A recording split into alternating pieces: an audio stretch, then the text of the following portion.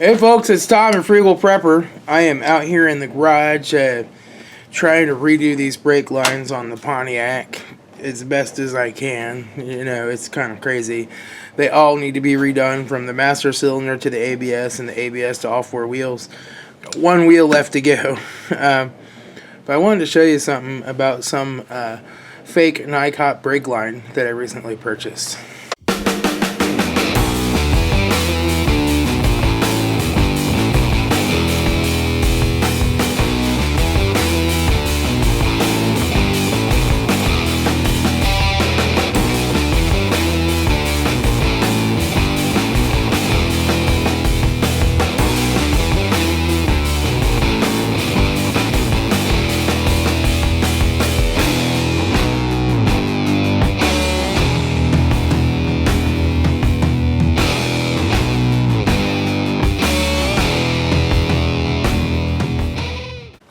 Okay, so, you know, in case you're not familiar, most people are these days, but NiCop is a nickel copper brake line. When you're looking for it, it shouldn't look like pure coppery. It should have kind of an off color. And so you'll see if you take this NiCop line and you compare it to this NiCop line, they're not quite the same color. This is a little bit lighter looking because it's got nickel in it. And it's the same, this isn't quite as light, but this stuff from Amazon here is a little bit lighter too. Now this is a leftover remnant from NiCop that I bought at AutoZone a while back, and it's like 60 bucks for a 25-foot chunk, which isn't terrible, but you can get it cheaper.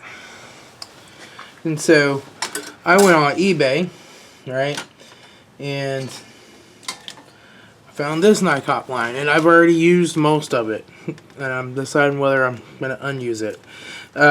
So it bends nice and pliable and everything. It seems like real line, but it looks a lot more coppery. And so this is a spool that just arrived from Amazon, and it looks pretty good. Came with a little pack of connectors there. So here's the thing. You take a piece of steel brake line, right? Boom. You take a piece of AutoZone NiCop line, so it's not magnetic, because it's nickel and copper, non-ferrous materials. I take this Amazon line that I just got, which is a little more expensive. This is about 30 bucks. Well, the connectors are magnetic, but the line itself is not. Now, I take the cheap $14 eBay NiCop line. That's steel line with a copper coating. And if you look, I don't know if you can see this, but right down in the middle, that's steel line in there with a copper coating. But it's steel line that seems to bend awfully easy. So what's the deal with that? Is that good enough to use as brake line? I don't know. It says on the advertisement that it's brake line, but anybody can put anything on an advertisement. I've already run it at this point. I think I'm going to try it and see if it works. And I want to get this car out and drive it and make sure that the engine I rebuilt is going to hold together before I do any more work than necessary. So I'm going to see if it works, but I probably will plan to replace this piece when it's warmer in the spring. So this has probably got some steel and zinc in it to make it soft and bendable with a very thin copper overcoating. Maybe there's some nickel in there too, I'm not sure. But just beware that if you see some of this really, really cheap NiCop line out there, it might not be real NiCop brake line. It might not be brake line. Who knows what the heck this is. It's just another example of really cheap imitation crap from China that may or may not be safe. So yeah, I've had to get down in here to this ABS pump, and I've got one more line to do. And these aren't perfect, but I'm going to straighten these up a little bit once I'm all done. But I've just had to run new lines. You can see there, all the way to each wheel. And then I'll have to bleed the whole system. And then I've taken these lines here which this was still the good AutoZone NiCop line here. And this is how I do it. I just kind of tape them together and bend them right along the same path. But these are the ones that go from the master cylinder to the ABS pump there. And so I'll put the ends on that and get those installed. But I want to leave those off till I get all these other lines run. So, okay, so I'm going to show you how we flare this line.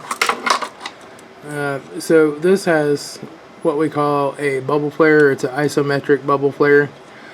I used to have a special tool just for doing metric bubble flares. However, that tool got lent out and never returned. But it's not a standard double flare. The fitting's a little different on the end, so we have to recover this fitting. Then it's flat on the back side where this pushes up, and then it's got kind of a bubbled area on the front. It's not a full flare. So you have, you know, a standard flare, double flare, and the bubble flare. So your double flaring tool can actually do a bubble flare if you do it right. So I'm going to show you how we do this. First, I just need to kind of recover this end, so I'm going to just cut these lines apart right here.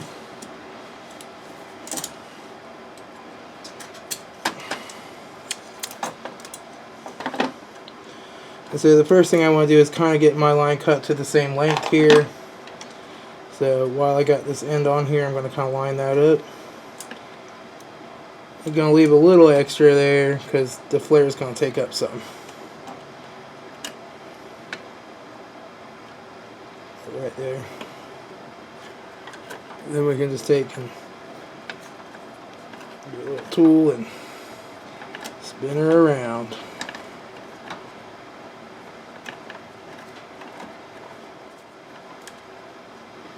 Okay, and then what I'll do is just take and deburr the inside of this too with my knife, like so.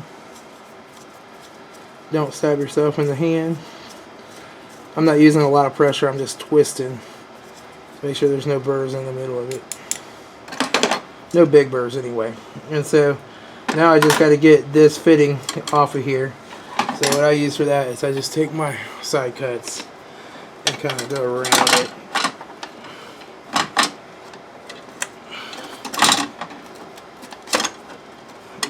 Try to cut it as round as I can, and then this guy should slide right off.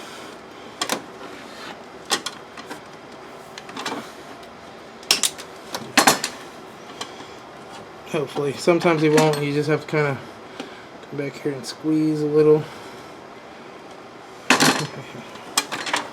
Come on. See, it's making a liar out of me now.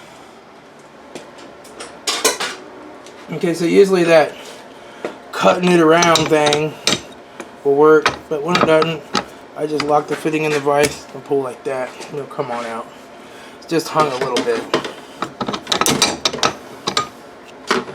Now we got our fitting. Okay, now go ahead and just cut this the rest of the way apart here. Down this end. Don't cut towards yourself, like I just tried to do. Almost cut myself.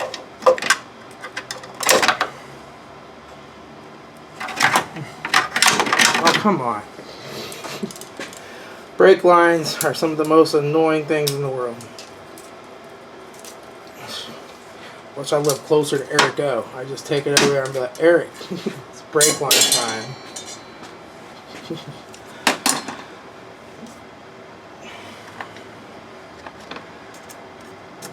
I just sent all my brake line referral work to Eric O, I'll tell you. Fire up that hydraulic crimping tool and have some fun. So, you know, the most important thing is to remember, put your connector on first or you're going to be redoing this. It's going to kind of suck. And so you see that your flaring tool has two ends. It's got this end that has a little bevel in it right here. And that's great for flares and double flares. But for what we're going to do, we're going to actually flip it over, use the back of the tool. By the way, I knew this before, but Mike the Disgruntled Mechanic actually has a really great video on this. If I can find it, I'll put a link down below. So you just kind of, just basically snug her up a little bit here. Okay, so now you're going to take your flaring bit. It landed right on the ABS pump. Right there, okay. Let me snug this up a little more there. Get her lined up. Okay, there we go. And you just want to make sure that these are lined up with the first ridge on this, right at that same height. And we're lined up good. You kind of get used to eyeballing that when you put the line in after a while, but I always double check. We'll just tighten these down real good. Then you're just going to take your bit in. You're going to put the little point part that has a little nipple on it there, down in the hole, in the middle of the line, and then we'll put our flaring driver over top of it. And you're tightening this up. And since you're using the tool backwards, you kind of have to hold this in place and get your piece all lined up in the middle. You want that piece to be as level as possible. There we go. Then you're just going to drive it down until it stops.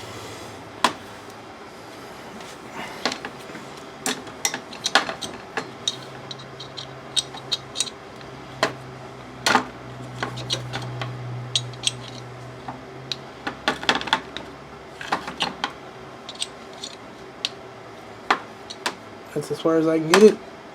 We'll back her back off. Take a look here.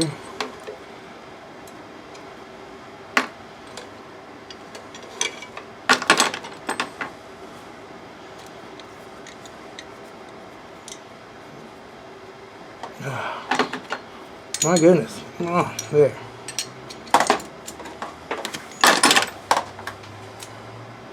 You can see that comes right up there. It catches on this back and then it'll drive that in. It's got a nice flat spot. And it'll drive straight in there and make contact. So that's not a perfect bubble flare.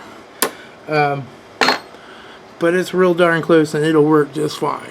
I just got to fight with it and get it back in there. But that kind of shows you, this is what I use. A little cheap Walmart knife of some kind and a few tools and you're all set. But get yourself a good flaring tool. You can afford one of those fancy hydraulic ones like Erigo's got. It's probably the way to go, but this is what I got. Alright, I'm going to get back to work. Alexa, continue music.